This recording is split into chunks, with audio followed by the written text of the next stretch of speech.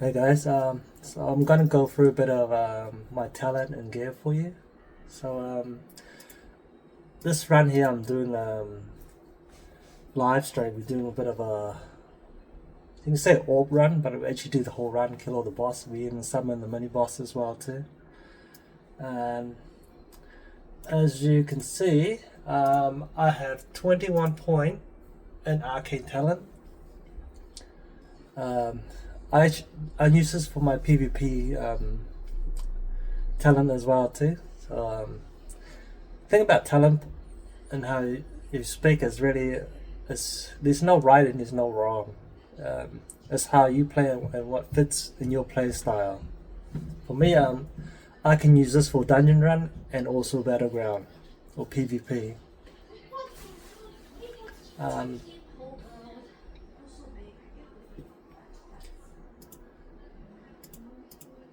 And I got 30 point in my fire. As you can see here, I'm not going to go through all what spell mean for you and what it does. Is they're all quite pretty simple and basic, and they all link up in a way. But what I find these talent here works best for me. I don't even go full deep, still missing 1 point from fire. And at the moment I am a rank 14, and these are my gears, so it's okay gear. I still got some gear that I need, like neck piece, some ring piece, but I kind of stopped farming the gear, just waiting for TBC to release, Burning Crusaders to release. And I actually haven't been on my Mage in over a month, so I'm quite surprised I still remember all my ski buying. Yeah, so we get into the run. So kind of forgot to record at the start of the run, but only just one mob that you kind of miss.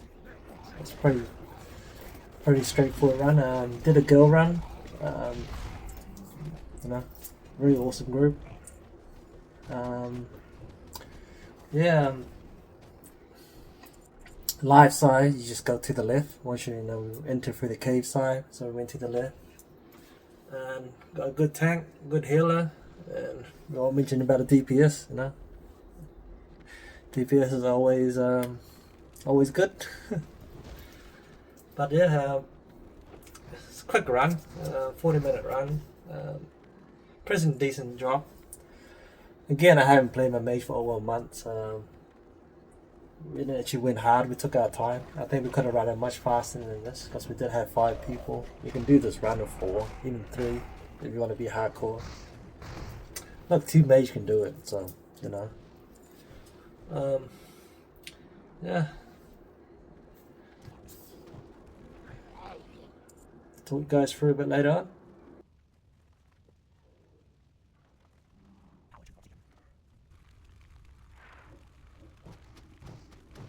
First boss is quite easy. Just spawn like a mirror version of himself, and it's pretty down and pretty quick. Nothing too fancy about him. Had a pretty good blue drop as well too for that one. Yeah, that's pretty much for the first boss. You can see most of the time, like I just generate too much aggro and threat, so I have you can run, just have to run around, and if you do get a lot of aggro on you and threat, just run to the tank. Once the tank pick it up, or just blink and just wait for your cooldown and do your rotation. Tank's usually onto it. Well, our tank anyway from our go. And this run here was pretty good. I think we had 3 orb drop, pretty good blues and green. It was a pretty good run, and you gotta love it. We just just have a nice, good loot, good run. Chill group. It's pretty easy dungeon. I think it's easy anyway. So playing a fire mage, you do generate a lot of aggro, a lot of threat. So and I always let the tank, give them like a couple of seconds first before you start spamming flame strike, and then once the mobs all close together, do Nova, and once you Nova in, you know, do your blast wave, and then Cove Cone, and sometimes I just, you know, just do Arcane Explosion. But you can repeat your flame strike, so you can just do it twice. But if you do a bit too fast, you during a lot of aggro, and then the tank usually lose the threat. So again, you gotta play how the situation is, and pretty much spam that. As you can see before, I have percent of mine. It gives you an instant spell to cast straight away within 10 seconds, and I love doing it on just big strong mob, and just do that, activate it, and then just use your polyblast, and you know, usually they give you a nice good crit, and just repeat it all the way. The thing about Stratholme Live is the run is pretty easy once you get used to it, you know. But if you haven't done it before, it can get a bit complicated. But it's just all about timing the pad, just the mob, how much you can pull and handle. There's been plenty of time people can wipe on it, but you know, with a good group, good healer, good tank, good TPS, like I said, good group. It's a 40-minute run, really.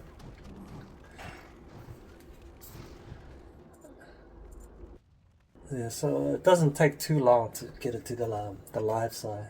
Once you get to this part here, your chance of dropping off begins, you know. And over here is, you know, if you pull it right, it's an easy pull, and the mob doesn't really cause much trouble. But if you go inside and start taking too close in there, so, the mob do make you push you back and make you fly around. So if you fly to the wrong direction, you might unluckily pull more mobs, and just more headaches for the group. And those warriors, they stun you, so if you're a caster, it can be annoying, even if you're a healer too.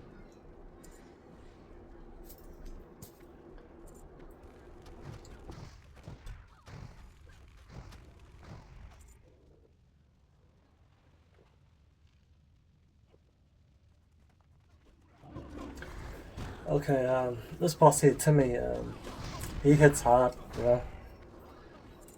So usually just let a tank, give him a couple of seconds to hold the aggro, and then just blast him down, burn him out. Yeah, there's really no tip and trick for him. Just burn him down fast as you can. Just drop just like that.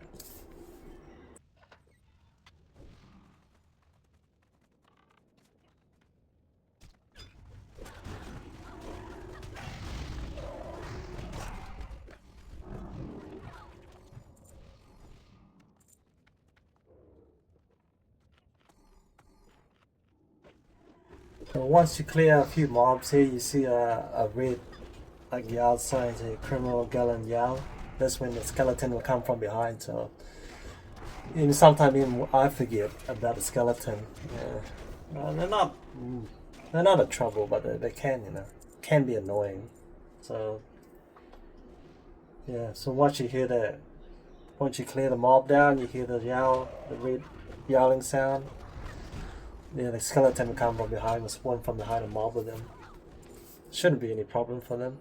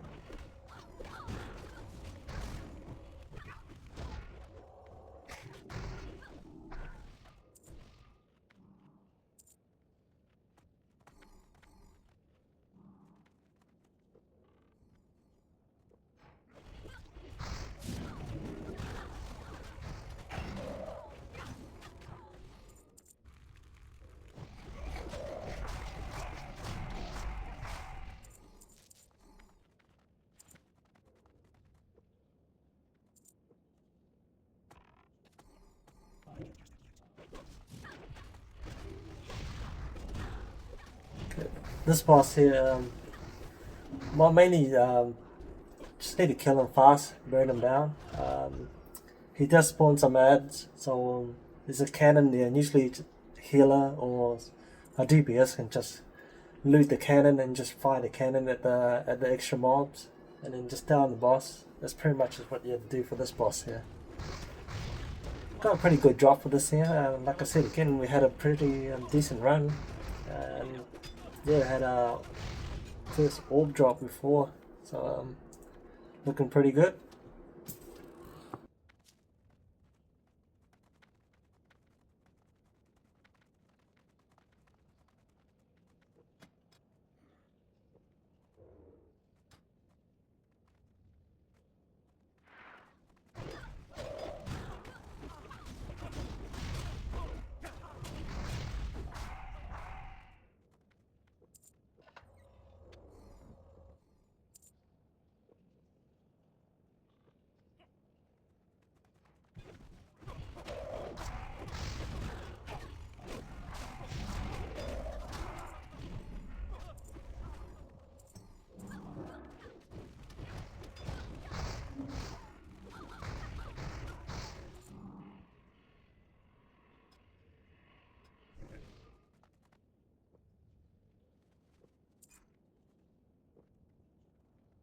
This part here is like, there's a group at the end of the hole to the left, and this is where a lot of people wipe, so it's always good to pull the group that's in of the hole towards you first and clear them out, because sometimes people just run straight in and they aggro the group to the left, the mob at the end of the hole, and there's a patrolling mob to the right. So if you can imagine, you pull about 8 to 10 mobs, so most likely everybody will die.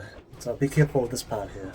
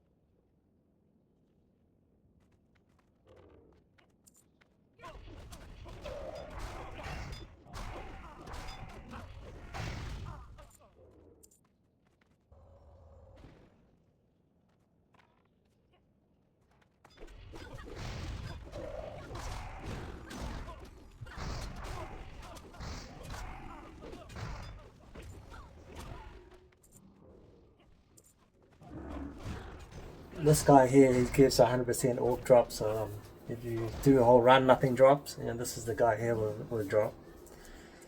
But we've been lucky for us. I think we've got 3 orb drop in this run, and this guy does just a fire blast. And usually, just stay out of his. If you are a caster or healer, just stay out of his range.